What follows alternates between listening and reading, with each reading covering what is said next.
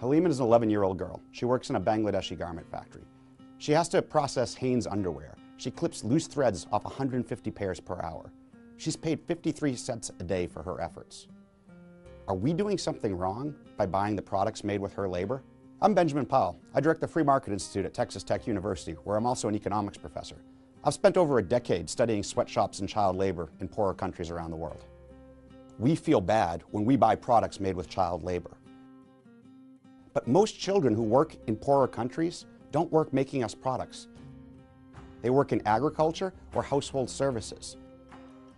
It's only a small minority that work in manufacturing, and those manufacturing jobs tend to pay better than working in agriculture or services, and in the case of agriculture, injury rates are higher for children.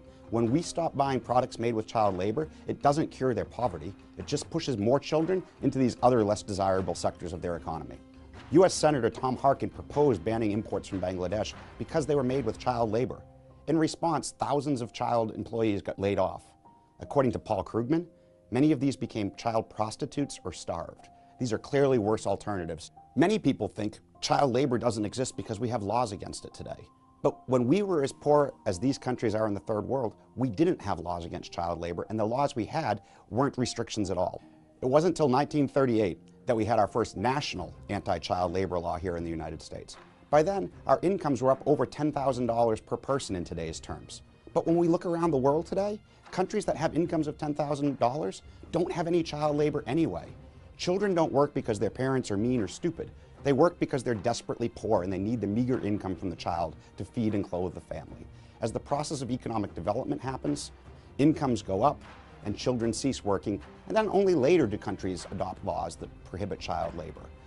If you want more children to go to school instead of work, donate money to a charity and pay children to go to school, because the reason they're working is that their families are so poor that they need that meager income to survive.